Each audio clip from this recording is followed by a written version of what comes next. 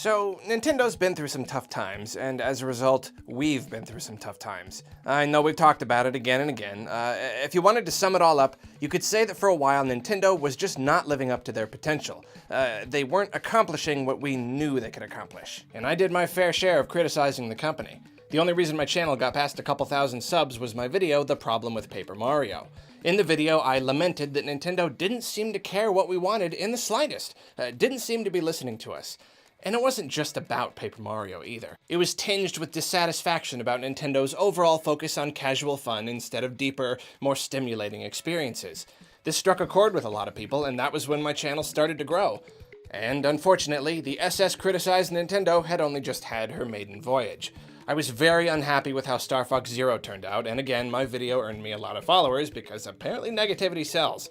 Then I followed up my Paper Mario video after learning more about Color Splash's development. Then, of course, my most controversial video, Pikmin for 3DS Hurts Me, which again talked about more than just the one game. I didn't enjoy doing all this.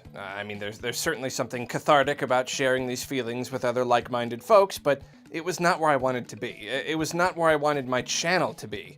At that time, we were in the thick of a storm that was coming out of Nintendo. A storm of software droughts and weird spin-offs that just managed to make everyone mad. They were dark days. We didn't know what they were up to, or if things would ever go back to normal. We honestly didn't know if they could go back to normal. Where were the games that really excited us? Where were the games that reminded us why we were so in love with the Big N? But then we spotted something on the horizon. Nintendo started talking about the NX, aka the Switch, and we all held our breaths.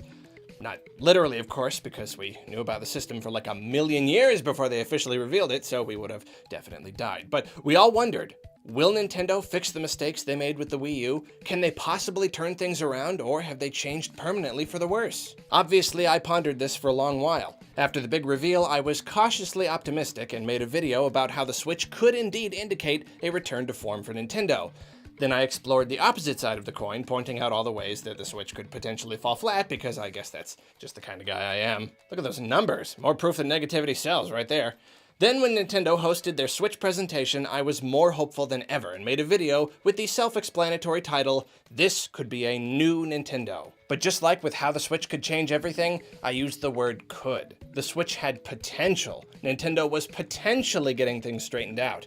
And in the months following the Switch's launch, this big question was still hanging over our heads. Things were looking better than they had in years, but we still didn't know for sure.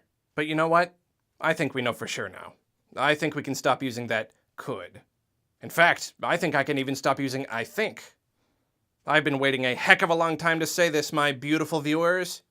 Nintendo is back. And you know what finally did it? What finally made me realize that our guys were back at the top of their game? Yeah, you guessed it was E3. Reactions to Nintendo's showing were somewhat mixed. I saw a good number of folks who had gone into it wanting more, and while I do think presentation-wise it was the best Nintendo showing ever, I'm not going to try to convince you they had the most impressive lineup ever, because they didn't. In terms of reveals, E3 2017 can barely hold a candle to 2004, for example, though I would argue that we'd have a much different story here if Nintendo had held all their Switch presentation stuff for E3.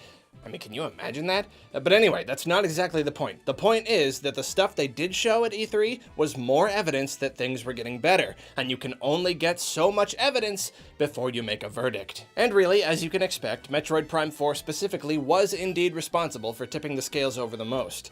Just knowing that that game was in development, well, it just did it for me. In my reaction video, I wasn't just screaming like a weirdo because I was getting a new Metroid Prime game, but because Nintendo was giving me exactly what I wanted again. And it's been so many years since they did that consistently. Every time I talk about why the Wii U failed, I say I've talked about it enough and won't talk about it anymore, but then I just talk about it more anyway, so sorry if I sound like a broken record, but darn it, it's just such an important piece of Nintendo's history, and it's important for my point here. As you've likely heard me say before, I think bad pricing and marketing and all that was only a part of why the thing tanked. The biggest reason is that Nintendo just didn't deliver the games. Now, this is a huge oversimplification, but in my eyes, Nintendo games can generally be separated into 3 categories. And even though I literally said it 4 seconds ago, I must reiterate before moving forward that this is just for general discussion purposes. Obviously, not every game fits into one of these categories, and there's overlap and all that. But anyway, the way I see it, you've got casual and niche games in this corner. Smaller budgets, sometimes providing simpler, more casual fun, or sometimes not necessarily simple. accessible, just not aimed at a huge audience. Then over here you've got multiplayer games. There are always single-player elements, but the main focus is multiplayer, whether on a couch or online. Finally, you've got bigger budget, large-scope single-player experiences. The Wii U delivered about 1,000 times over in the first category. It had an absolute boatload of games that wouldn't exactly rile up a crowd, but provided very solid fun. Many side-scrollers. Multiplayer games also a strong lineup. Smash, Splatoon, Mario Kart, basically everything you could ask for in this department. It was the third category where the Wii U struggled. This category is the most important to me, and I think a lot of other people too. Some of the big franchises like Metroid never even showed up, or showed up too late, like Zelda. Ones like Mario and Star Fox and Paper Mario had elements that made them a better fit for the casual niche category, and of course in some cases just plain divided the fans. This led to a very unbalanced library, one that most hardcore Nintendo fans were generally happy with, but couldn't draw in many people from outside the circle. Do you want to know why Nintendo's back in business? Why the Switch is most definitely going to be a big success? Because the system's been out for 4 months, and just based on what we have and what we know we're getting in the near future, Nintendo is already hitting on every category and pleasing nearly every type of fan. We're getting our niche games and side-scrollers and all that, we're getting our multiplayer, and we're getting huge, creative, ambitious adventures, including an entry in a franchise that has a shaky sales history but is beloved by so many. After only a few months on the market, the difference in design philosophies between the Wii U and the Switch is staggering. I mean, how on earth do you go from this to this?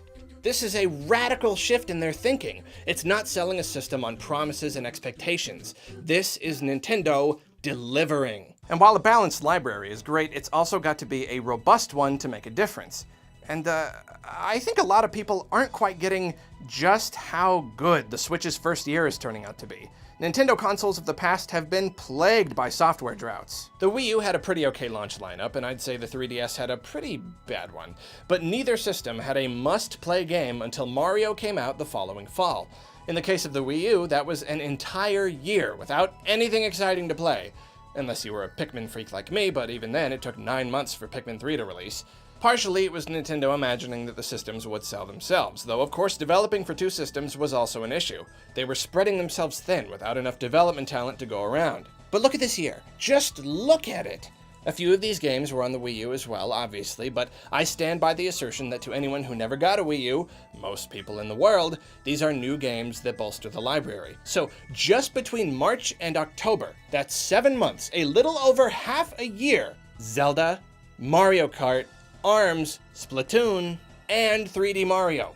That's 4 major IPs plus a newcomer in 7 months. And on top of that, there are others that are at least scheduled for this year but don't have solid dates yet. And for next year and beyond, we know about Kirby, and Yoshi, and Pokemon, and Metroid Stinkin' Prime Stinkin' 4. People who came out of this E3 being like, where was Smash and where was Animal Crossing? Can you give them a second? Can you give Nintendo a single second before you insist they announce a game for every single franchise? The Switch needs something a few years down the line, man. Are you seeing how incredible this is? This is like nothing we've ever seen before, and we've only got more E3s and Nintendo Directs to look forward to in the coming years. And even apart from games, Nintendo's just making great decisions this time around. The Switch's marketing has been on point from the very beginning. I don't know if they hired a new marketing firm or just realized what they should be doing or what, but it's all perfect. They've finally realized that cutesy commercials aimed at kids actually weaken their brand. For the first time in ages, they're zeroed in on actual Nintendo playing demographics. Then, of course, the console itself is just a home run. From the first moments of the reveal, it looked awesome, and we all knew exactly what it was, and we wanted one bad. Right now, the only weak point is the price, which isn't stopping people from snatching up every unit that hits store shelves, and when it inevitably drops in price, the sales are going to be insane.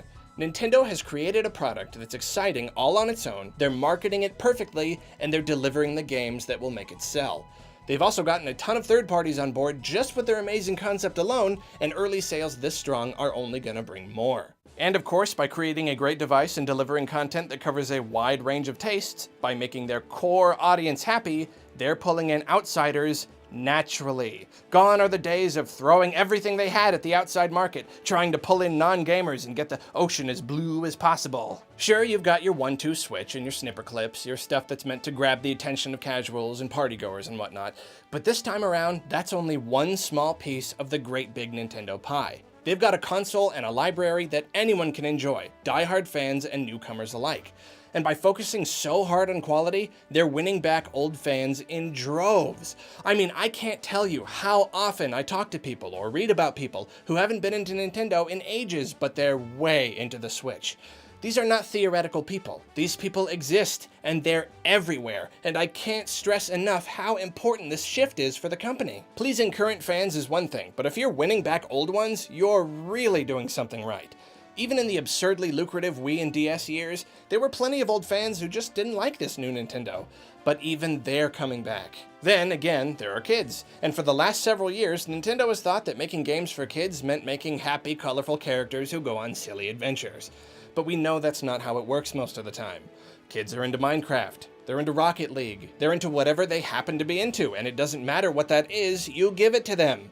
It says so much about Nintendo's new mindset that not only did they bring Minecraft to the Switch, they brought it early. They made sure it was out within the first few months because that's how stinking important it is. They weren't like, hey kids, it's a double Yoshi Explosion, or it's time to go on an adventure. They were like, hey, you like Minecraft, here is Minecraft. And if you want, stick around to play all this other stuff and hopefully become Nintendo fans, not because this other stuff was created just for you, but because this other stuff is just great. All this kind of makes me think of a restaurant. You can advertise your restaurant all you want. You can put ads in magazines and newspapers and put up signs everywhere, and you can tell everyone it's the best restaurant ever, and you can have all these fun specials like Burger Mondays and half-off Margarita Saturdays or Kids Eat Free Thursdays.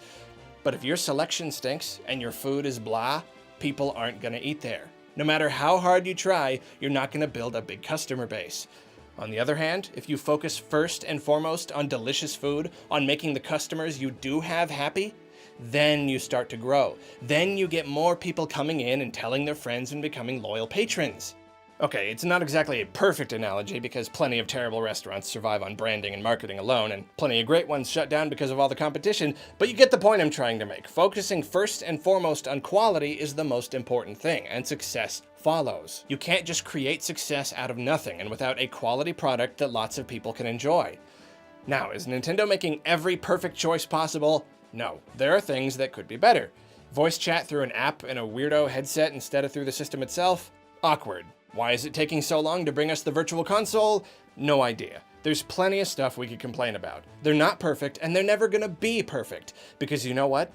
No company's perfect. That's just the way of it. And Nintendo will always have their quirks. But that doesn't change the fact that this console, this here Nintendo Switcheroony, is on another level. We're out of the dark ages, and Nintendo is returning to their full glory. They're living up to that Nintendo promise of quality and fun.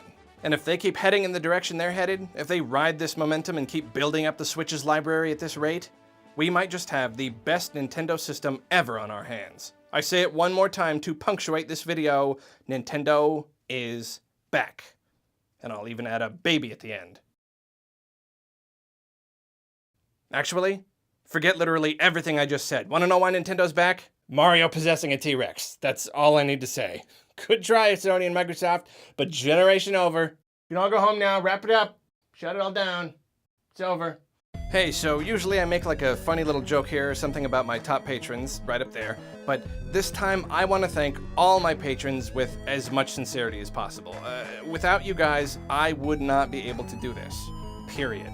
You're really more awesome than I could ever properly express. Just thank you so much. If anyone else is interested in helping me grow the channel, you can get behind-the-scenes info on my upcoming projects and chat with me and fellow fans for just $1 a month over on Patreon. You have a fantastic day!